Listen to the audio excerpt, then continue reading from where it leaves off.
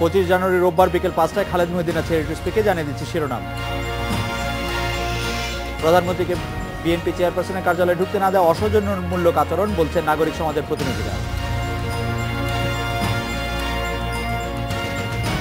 20 দলে টাকা 36 ঘন্টার হরতালের নিরুত্তাপ রাজধানী, দেশের বিভিন্ন স্থানে বিক্ষিপ্ত সহিংসতা, বাসে আগুন।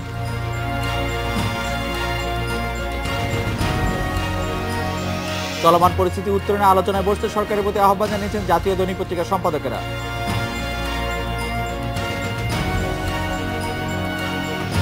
রাজনৈতিক সংকট সমাধানে ভূমিকা রাখতে পারছে না জাতীয় পার্টি, সরকারের অবস্থান নিয়ে দলে বিভক্তি।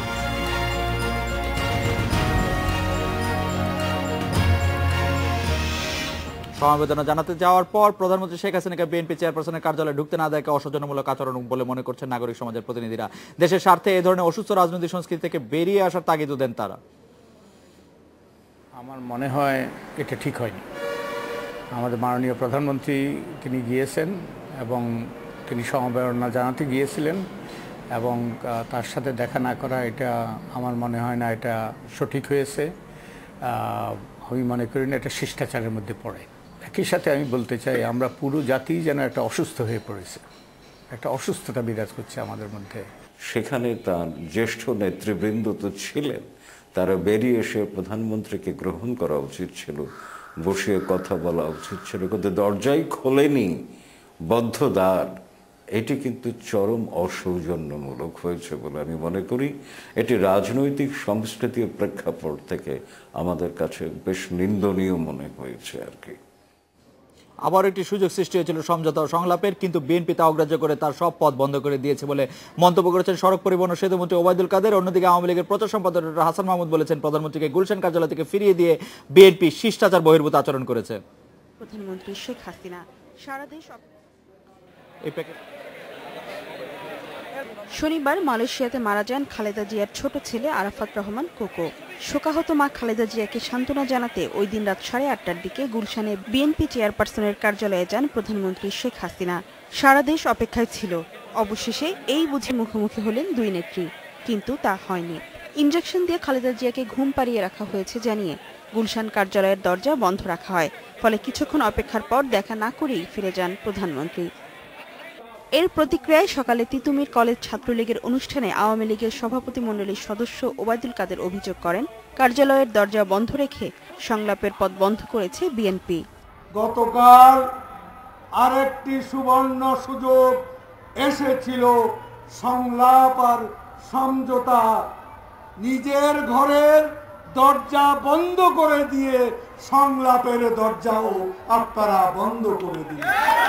শ্রমিক লীগ আয়োজিত বিক্ষোভ সমাবেশে আওয়ামী লীগের যুগ্ম সাধারণ সম্পাদক মাহবুবুল আলম হানিফ অভিযোগ করেন, ন্যূনতম সৌজন্য দেখানো হয়নি প্রধানমন্ত্রীকে। অন্যদিকে আওয়ামী লীগ কেন্দ্রীয় কার্যালয়ে আনুষ্ঠানিক সংবাদ সম্মেলনে প্রচার সম্পাদক ডক্টর হাসান মাহমুদ বলেন, এ ঘটনার মধ্য দিয়ে ব্যক্তি প্রধানমন্ত্রীকে নয়, বরং সরকার, দল এবং জনগণকেও অপমান করা হয়েছে। এই বিষয়ে কথা বলার জন্য আমাদের সাথে আছেন জ্যেষ্ঠ আইনজীবী ব্যারিস্টার রফিকুল হক, সাবেক তত্ত্বাবধায়ক সরকারের উপদেষ্টা ডক্টর আকবর আলী খান এবং আওয়ামী লীগের যুগ্ম সাধারণ সম্পাদক দীপুমণি। আমি ব্যারিস্টার রফিকুল হক, সবার আগে আপনার কাছে জানতে চাইবো যে আজকে দৈনিক ইত্তেফাক পত্রিকা আপনার যে প্রতিক্রিয়া বেরিয়েছে, যে আপনাকে আমি একটু উদ্ধৃত করছি, যে আপনি বলছেন যে প্রধানমন্ত্রী যে সত্যিকার একজন মা, একজন বোন, খালেদা জিয়াকে সমবেদনা জানাতে গিয়ে তিনি তা প্রমাণ করলেন। এখন আমি বলবো সংলাপ হবে না। কিসের সংলাপ? লাথিমারি সংলাপের। যে ভদ্রমহিলা প্রধানমন্ত্রীর সঙ্গে এই ধরনের আচরণ করতে পারলেন, তার সঙ্গে কিসের সংলাপ? আপনি কি আসলে মনে করছেন যে কোনো ধরনের আলোচনার পথ এখন আর নেই, বা কোনো সংলাপের মাধ্যমে বিষয়টি উত্তরণ ঘটানোর কোনো পথ নেই? ব্যারিস্টার রফিকুল হক। আমি ব্যক্তিগতভাবে মনে করি একটা সুবর্ণ সুযোগ কালকে গেল, সেটাকে বিএনপি হেলায় ফেলে দিল। কার বুদ্ধিতে এটা করলো জানি না, কিন্তু খুব ক্ষতি করেছে। তবে আমি এখনো আশাবাদ যে ডেড বডি আসলে কিংবা কুলখানি হলে সেই দিন যদি আবার নিমন্ত্রণ করে, কুলখানির সময় যদি আমাদের প্রধানমন্ত্রী যান, তাহলে কিছুটা এই যে গতকাল যে ক্ষতি হয়ে গেছে সেটা কিছুটা উসুল হতে পারে, এইটা আমি মনে করি। এবং গতকাল যে সুযোগ গিয়েছে, এই সুযোগটা খুব হেলায় ছেড়ে দিল এবং খুব অন্যায় হয়েছে, খুব অন্যায় করেছে বিএনপি। কার বুদ্ধিতে এটা করলে আমি জানি না। আর যদি বিএনপি নেত্রী যদি সত্যি অসুস্থ থাকতো, তো আগে থেকে তো বলে দিতে পারতো যে প্রাইম মিনিস্টার আপনি আসবেন না, উনি অসুস্থ, ওনাকে ইঞ্জেকশন দিয়ে শুইয়ে রাখা হয়েছে, বলতে পারতো তো, তা তো বলে নাই। যখন হাসিনার হাজব্যান্ড মারা যায়, তখন আমি এই বেগম জিয়াকে বলেছিলাম আপনি যান, তো উনি গিয়েছিলেন, উনি বলেন কিছু বলে নাই। তবে না, শোক জানাতে যাবেন, এখানে বলার কি আছে? আপনি কেউ মারা গেছে, দুঃখ শোক প্রকাশ করতে যাবেন, কন্ডোলেন্স জানাতে যাবেন, তার জন্য কি আবার নিমন্ত্রণ লাগে নাকি? তো উনি গিয়েছিলেন, তখন দুই নেত্রী একে অপরকে জড়িয়ে ধরে কান্নাকাটি করেছিল, আমার আজও মনে আছে। ব্যারিস্টার রফিকুল হক, আপনি যে মন্তব্য করলেন, আপনি আমাদের সঙ্গেই থাকেন অনুগ্রহ করে। আমি ডক্টর আকবর আলী খান আপনার কাছে জানতে চাইবো যে আপনিও কি মনে করেন যে একটি বড় ধরনের সুযোগ হেলায় হারানো হলো, এবং এই কাজটি আসলে বিএনপি দল থেকে যেই সিদ্ধান্ত নিয়ে থাকুক এটি অন্যায় হয়েছে, ন্যায়ভ্রষ্ট হয়েছে, আপনিও কি সেরকম মনে করেন ডক্টর আকবর আলী খান?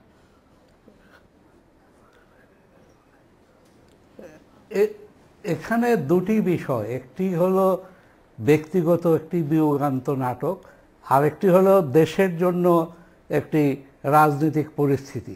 এখন এই ব্যক্তিগত বিয়োগান্ত নাটকে মাননীয় প্রধানমন্ত্রী বিরোধী বেগম খালেদা জিয়াকে শোক জানাতে গিয়েছিলেন, এটা তার মহানুভবতা, তার সাথে তার হয়তো দেখা করা উচিত ছিল, তার যারা সহকারী ছিলেন হয়তো বিষয়টা সঠিকভাবে পরিচালনা করেননি। কিন্তু রাজনীতিক যে বিষয়, এটা শুধু ব্যক্তির আচরণের উপরে নির্ভর করে না, এবং এখন পর্যন্ত রাজনৈতিক পরিস্থিতি এত উত্তপ্ত যে এটা থেকে একটা সমাধান বেরিয়ে যেত নিশ্চিতভাবে এটা অনুমান করা সম্ভব না। আর যদি সমাধান বেরোবার মতো পরিস্থিতি সৃষ্টি হয়ে থাকে তাহলে পরে আবার তারা নতুন উদ্যোগ নিতে পারে। শুধু একবার সমবেদনা জানানোর জন্য যে বিষয় সেখান থেকেই হতে হবে এমন তো কোনো কথা নেই। সুতরাং রাজনৈতিক দিক থেকে কি ক্ষতি হয়েছে সেটা বিচার বিবেচনার প্রয়োজন আছে। তবে ব্যক্তিগত দিক থেকে এখানে শেখ হাসিনা মহানুভবতা দেখিয়েছেন, এবং সে সম্বন্ধে আলোচনা করতে গেলে আবার এর আগে অন্যান্য যে সমস্ত ব্যক্তিগত ঘটনা ঘটেছে সেখানে কি এ সমস্ত বিষয় চলে আসে।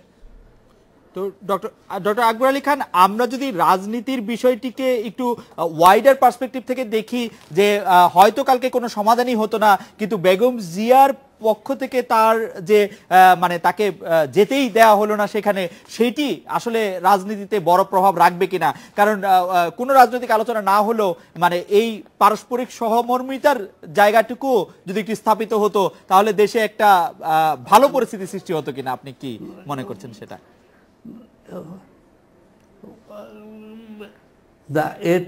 এটা ভালো পরিস্থিতি সৃষ্টি হতো কিনা সেটা দেখার বিষয় হলো যে গতকাল এবং আজকেও সরকারি দলের পক্ষ থেকে বিরোধী দল সম্পর্কে কি বলা হচ্ছে, আর বিরোধী দল থেকে সরকারি দল সম্পর্কে কি বলা হচ্ছে।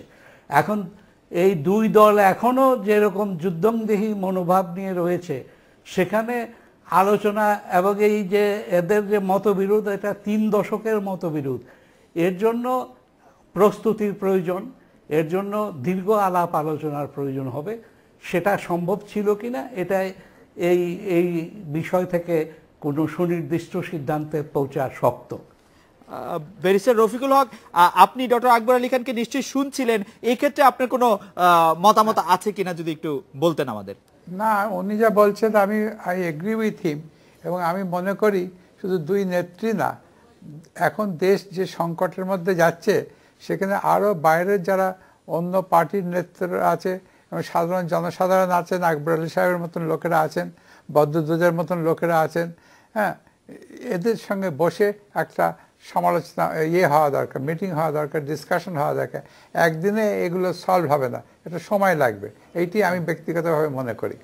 তবে কালকে একটা সুযোগ চলে গিয়েছে যেটা বিএনপি হেলায় ছেড়ে দিয়েছে, নষ্ট করে দিয়েছে।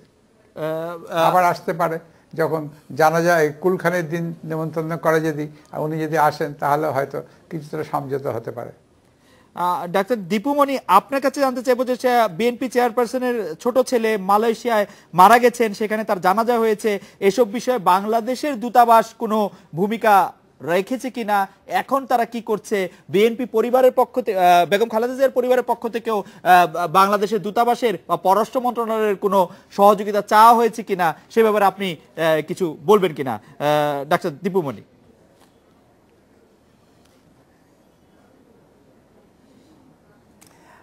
আমি কিন্তু বর্তমানে পররাষ্ট্রমন্ত্রী নই। কিন্তু- এটি বোধহয় আপনি যে প্রশ্নটি করলেন জি। সেই প্রশ্নটি আপনার বর্তমান পররাষ্ট্র মন্ত্রণালয়ের কাউকে জিজ্ঞেস করলে ভালো হয়, কারণ আমি পররাষ্ট্র মন্ত্রণালয় সম্পর্কিত স্থায়ী কমিটিতে- সংসদীয় স্থায়ী কমিটিতে আপনি অতএব আছেন? আমি অনুরোধ করব এই বিষয়ে যদি আপনাদের কোনো প্রশ্ন থাকে সেটি পররাষ্ট্র মন্ত্রণালয়কে জিজ্ঞেস করবেন। ডাক্তার দীপুমণি, তাহলে আমরা পররাষ্ট্র মন্ত্রণালয়ের সংসদীয় বিষয়ক স্থায়ী কমিটির প্রধানের কাছ থেকে আসলে জানতে চাইছিলাম বিষয়টি, কিন্তু আমরা যদি তাহলে পরের প্রশ্নে যাই যে এই ইয়ে থেকে যখন রাজনীতিতে ক্ষতিগ্রস্ত পক্ষ হচ্ছে সাধারণ মানুষ, দেখুন এইরকম একটি ঘটনার ক্ষেত্রে, এই ধরনের একটি ঘটনার ক্ষেত্রে জি